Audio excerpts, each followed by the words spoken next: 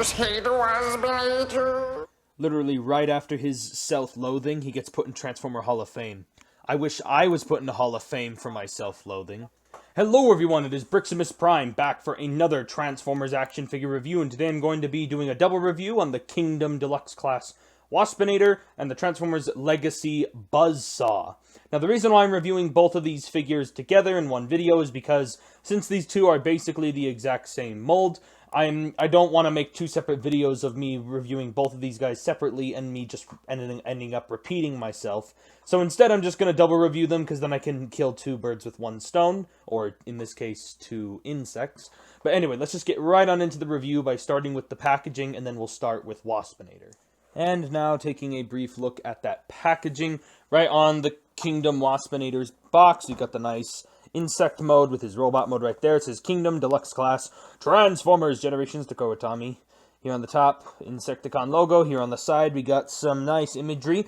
Authentic Transformers! Here on the back of the packaging, some great looking product shots, and that's really it for that box. And then looking at Buzzsaws really fast, got an image of the bug mode, got the mug shot and the robot mode right there. Love the artwork on this. It says Legacy, his name's Buzzsaw, Transformers, yada yada yada. Here on the side, some nice artwork. Authentic Trans! And then on the back, nice product shots. And sadly, there is no scannable barcode on these Walmart exclusives. Seems a little lazy there, Hasbro. And here are the only accessories included with Buzzsaw and Waspinator. They include the exact same little stinger gun here, and Waspinator's is the one with more stripes, and Buzzsaw's is the one with less stripes, and these quite obviously just for storage. They connect right here on the Big fat righty.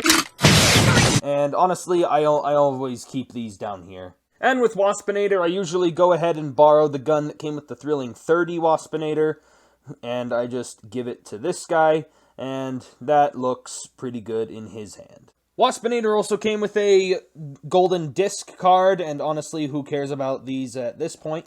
And hey, they really knocked it, Hasbro really knocked it out of the park here with Waspinator's head sculpt. Looks very spot on to his cartoon appearance. And I love the purple light piping they gave him. Not a lot of figures have light piping nowadays, so it's very nice to have a Waspinator here with some nice purple light piping. Very nice molding and sculpting going on throughout the rest of the figure. I like how the orange trans clear plastic is in the wings as well as in the bug eyes. And sometimes this does not like to fully split right here down the middle. Sometimes they shift back together, but you want to keep those bug parts split. And overall, I like the painting and sculpting going on with this guy. It is the exact same going on with Buzzsaw as well, but I feel like they really got it spot on with Waspinator. The only problem is he's not completely screen accurate because they didn't manage to conceal the bug legs all that well. They just kind of sit there. The ones on the arms don't really bug me that much, but these ones, the legs, really do bug me quite a bit. And I would have liked for them to have figured out a way on how to conceal these bug legs a little better, because I feel like the Thrilling 30 figure did a little bit of a better job with the bug legs. But overall, that's really it for Waspinator himself. Let's go over his articulation here. Oh, come on. So, alright, let me at least address this. Even though this guy has beautiful mechanical detail and that nice sculpting, his feel is that sometimes some of the parts don't like to snap in, just like I mentioned here. Him exploding is just accurate to the cartoon. But it is at the sacrifice of some pretty good articulation. So getting into that, he's got some ball joints at the wings. His head is also on a ball joint at the base of the neck, which allows for some swiveling, some head up and down, and some head tilting. Shoulders can rotate a full 360. Ab crunch, I guess. Arms can move in and out. Bicep swivel. This bug leg can shift around. 90 degrees of bend at the elbow. This Waspinator also has a wrist swivel. And then he has a waist swivel. Hips can kick forward that far. They can't really kick back that far. They can move outward pretty well. Bend at the knee, and then these bug legs can also rotate like this, and then ankle pivot, and then the foot can hinge up and down that little bit.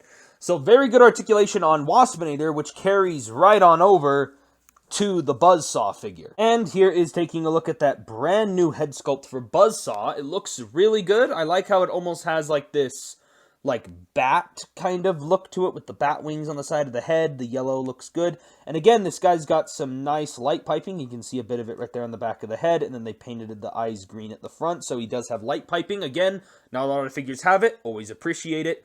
And overall, the paint scheme here looks great. I mean, in comparison to Waspinator.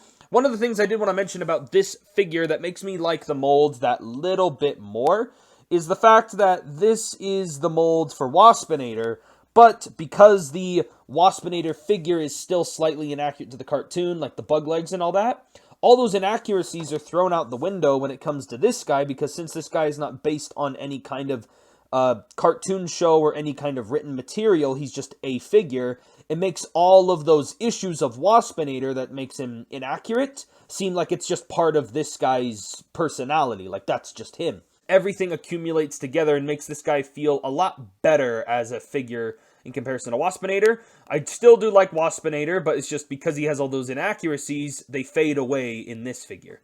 And posability is exactly the same, including the head having the ball joint at the base of the neck. And, ball joint at the wings, shoulders can rotate, bicep swivel, bend at the elbow, this moves, wrist swivel, the waist swivel, hips move forward, they move back that far, hips move outward, thighs flex swivel, bend at the knee, and then move up and down, and he has ankle pivots, and then these legs can shift, and this leg can shift. And also these antennas can move as well. Sometimes I'll even give this guy both him and Waspinator's inaccurate accessories, and it makes it look like he has these cool, like, stinger claw hands. I really like the way how it looks. And for some comparisons, here is the Legacy and Kingdom Waspinator and Buzzsaw compared to my last Legacy review, the Transformers Legacy Leader Class Blitzwing. Also, I forgot to mention in that review, you can still have the tank barrel poking out of the turret right there, which gives Blitzwing more of a cartoon accurate look to his overall silhouette. So anyway, just forgot to mention that in the review, so I wanted to mention it here. Here they are with the last Transformers Kingdom figure I reviewed, the Transformers Kingdom Black Arachnia. Be sure to check out that review if you missed out on it. And then just for fun, here they are with an original Transmetal Waspinator figure from the original Beast Wars toy line. But anyway, that's really it for these comparisons. And since these guys have the exact same transformation, I'm just going to show off one of them, so let's just get right on into it.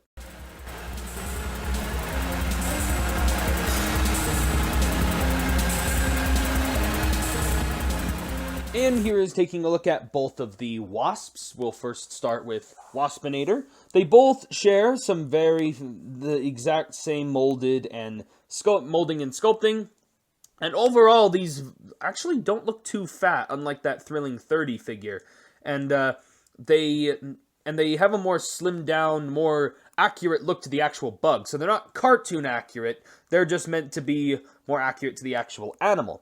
And as you can see, there is some nice posability in here. Again, a lot of that molding and sculpting does carry over from the robot mode and really gives it this organic appearance. Those bug legs now look a lot better in this mode, and they do a great job at having him sit on the ground. And you can have them angled around for a more flying pose, and obviously with the ball-jointed wings, that can always be achieved. And overall, the colors and everything look great, and I like how the Predacon logo is right there. It moved from the shoulder and now here at the front. And yeah, going over the articulation, the head can rotate or can hinge up and down. These little antennas can rotate. The mandibles can open and close. The legs this leg can hinge forward, and then these back ones can also hinge, and then obviously ball jointed wings.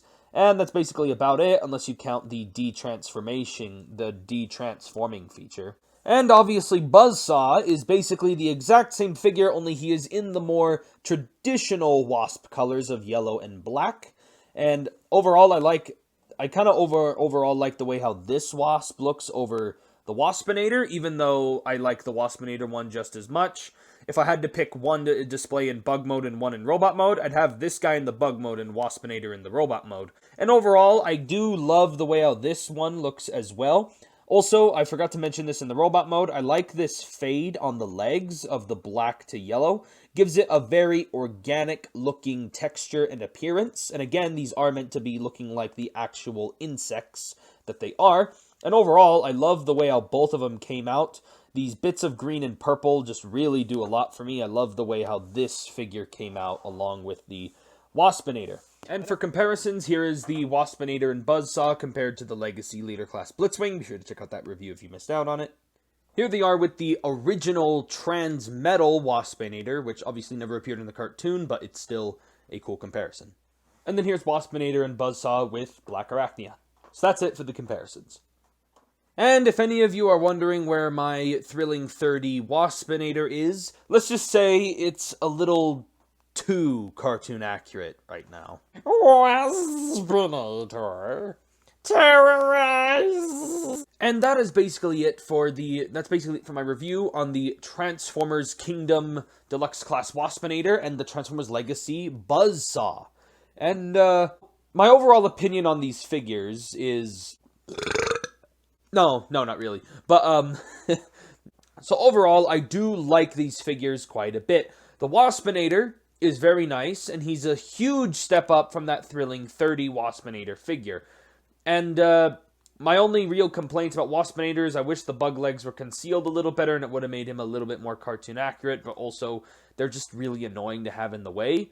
But all of the cartoon inconsistencies that Waspinator has wash away when we look at Buzzsaw, because since Buzzsaw is not actually based on the cartoon show, because he never appeared in it, he has no cartoon inaccuracies. He's just accurate to himself, if that makes sense.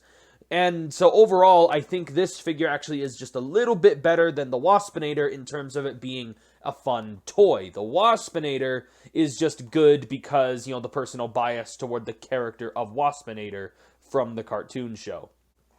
So yeah, overall, I like both of the figures. They have good articulation, and you know, I've already stated it throughout the review. I showed you everything I liked. So if I had to give these figures a rating, I give the Waspinator a solid 9 out of 10.